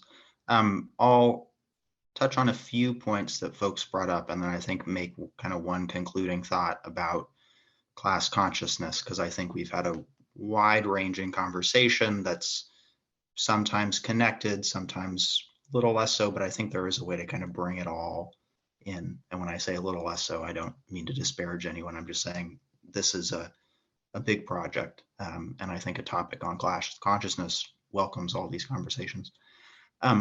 To the point that was just made, surely there's a basis for a socialist movement against the Constitution in the United States and for a democratic republic. There is, but the socialist movement does not see it as their project in this country. That is not their thing.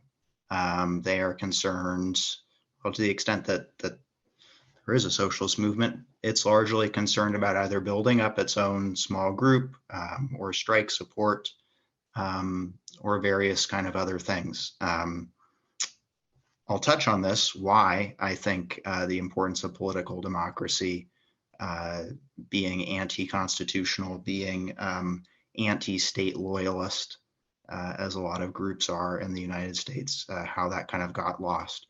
So there is the basis for that movement. I think it is the movement that is going to develop in the United States, and socialists are missing out on it and not playing their role in it. I think largely because they've forgotten the history and the importance that, you know, I presented on in my presentation. They know Lenin, they know Luxembourg as particular things, if they know Jean Jaurès, but they don't know them as these people. That I've presented them, I think, through these texts regarding this centrality of the political project. So why is it? Why is it that the socialist movement doesn't see it as their project? Well, this idea that we've in some way moved past the need for democracy, and that Lenin was writing in the time of a czar, and we don't have any czars anymore, and we don't have any kings anymore. And therefore, we need to stop kind of talking about this democratic stuff that, of course, made sense when Lenin was talking because he was under a czar, but maybe doesn't make sense in our more democratic societies. I think that's a huge mistake, and I think it's all too common, unfortunately. One way to think about it is kind of through texts or going about it. An interesting text is what Kautsky wrote about the French Third Republic. Then Lewis just translated that text into English. It came out 3 years ago. The Democratic Republic of the French Third Republic is what you could call a high inclusion democracy, as sociologists might call it. It had a constitution and a system that sounds almost exactly the same as the United States in terms of the Senate, the president, the electoral system, so on and so forth. And Kautsky is critiquing the French Third Republic and saying it needs to be a democratic republic. Okay. The Socialist Party of America in 1912 in the United States, their program talks about the necessity of abolishing the Senate, overthrowing the Supreme Court, and having a constitutional convention. Okay. So I think it's clear that all of these basic democratic demands, the demands that the RSDLP had in their 1903 program. That political system is more democratic than what exists in the United States. So I think we assume that we've somehow moved past these basic democratic demands at our own peril. The same way I think we assume that kind of going back to political democracy is somehow going backwards in a way, as if there's anything more progressive, I would say, or more revolutionary about arguing for something called socialism than there would be for a democratic republic in the United States or in the United Kingdom. So that's kind of my point there. The example of the mass media and the control of mass media, you know, luckily, as Lennon pointed out, I'm not recalling if it was in my quotes or somewhere else on what is to be done. The bourgeoisie, as he said, they provide plenty of examples to expose themselves, right? They'll shoot themselves in the foot plenty of times, but it's a matter of us having that perspective that says, oh, this is actually something we should care about. There are 1,000,001 Supreme Court decisions that are coming down right now in the United States. The fact that this country, you know, hangs on a whim of 9 unelected lifetime appointed people, when 5 of them, to form a majority, can make a decision that determines so many things, and we just sit there day after day waiting, you know, for these decisions to come down. That is an exposure and an indictment of our system right there. But there isn't then the drive to say, or the push to say, well, it fundamentally gets to the Constitution and the fact that we don't live in a democratic republic. So the opportunities are there. The exposure is there. It's just, what do we consider to be of importance to the working class? And this is what I was trying to drive at in terms of political consciousness. So then kind of wrapping up and bringing it to class consciousness, at risk of, you know, broadening the term to the point at which it loses specificity, or, you know, takes it way outside of the bounds of what Marx might have said about it. I hesitate to say that the difficulty of kind of achieving this thing that we're calling class consciousness is that we're putting it up on this pedestal of sorts. And I dare say we're kind of over theorizing it, or, you know, more so interested in picking it apart. And I'm not saying there's not importance of talking about this, but that we're more interested in kind of picking it apart and seeing it as this lofty thing for, you know, some future movement, et cetera, when the fight for political democracy is playing out right in front of us, and we're basically missing it because we're too concerned about, well, you know, is there kind of a understanding of the true calling or the good news, so to speak, which, you know, as I pointed out, I, you know, use that term very much too, but I think it needs to be more specific. Otherwise we miss out. So I'll kind of conclude there. I think that we can incorporate class consciousness into our movements these days. But if we don't see that as part and parcel of the struggle for political democracy in the democratic republic, then I think we miss out. And then I will, sorry to go on for a little bit longer, in terms of political economy, I mean, obviously, as folks can see, it's a secondary thing in my project. Yeah, I'll leave it there. Oops. Thank you very much, Luke. Over to you, Ian. I'll be quick. Class consciousness will happen whatever happens. The question is, what direction is it going to take? How long is it going to take? How many mistakes are we going to make? And that's why we do theory. And the easiest question to answer was that put forward by John Holliday. How important is it to read Capital? Absolutely vital. And not only that, but we need to develop our own cadres of trained Marxists who can analyse the present as well in order to understand a guide for the future. There isn't really a party to speak of, is there? But it will come into being. It's there in the sense that there are lots of different groups. I think we're at the stage where we have to do the hard yards of patient education meetings, discussion, developing our ideas, intervening wherever and whenever we can. None of us are separate from the working population. Sociology and the working class I've mentioned in another place, as a white working class bloke growing up in London, you know, again, I'm optimistic. People used to say filthy, disgusting things that they wouldn't dream. I mean, it's not even that they're being quiet about it now or sneaky about it. I don't see the same kind of level of vicious racism that I used to see when I was growing up in Kilburn.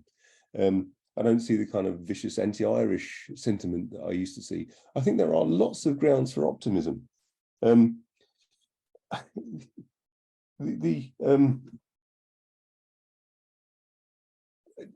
Be prepared for the fact that the revolution may take some very strange forms. I remember seeing at the last French election, there was a bloke being interviewed, and he said, well, if Mélenchon had been on the ballot paper, he would have voted for Mélenchon. But given a choice between Le Pen and the bloke that's in at the moment, he'll vote for Le Pen. We're going to see some very, very odd things taking place. And it includes some fact that people will just vote for populist parties. They may be extremely right-wing, they may be authoritarian, because they want something other than what they're facing with the likes of the conservative parties across Europe. But of course, they will fail as well.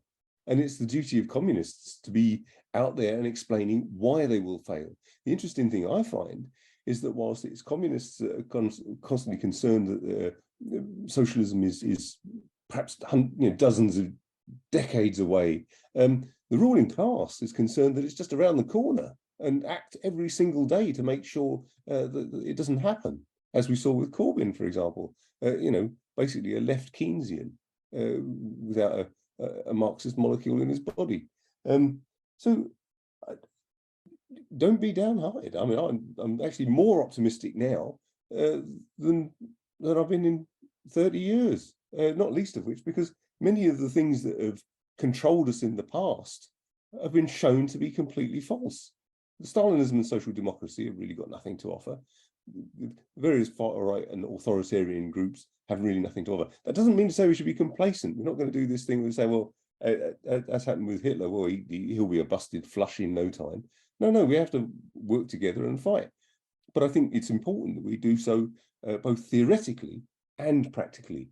People who just say, well, people just learn in struggle and therefore we don't have to do the hard yards of the theory, I think are wrong. And that's why, I think groups like this are incredibly important. So thank you very much, comrades. Good night. Thank you very much, both Luke and Ian, and also for a very lively discussion. We won't solve the problem of the lack of class consciousness in today's working class tonight, but we're certainly understanding the need for education and for discussing these issues. And I think open debate, free debate is very much part of getting there. And that's what we're doing with our series. Next week, we're looking at a really important issue is Marx and nature. And like with many other things, there's a huge misconception, namely that Marx didn't really have much to say on the issue, when in fact, he actually had loads to say on ecology, etc., how to live with nature. And I'm very much looking forward to that. Rob Gold will be presenting that session. Thank you again to Oliver, who's made a huge donation so that we can stream these sessions on various social media channels. See you next week. Bye-bye, comrades.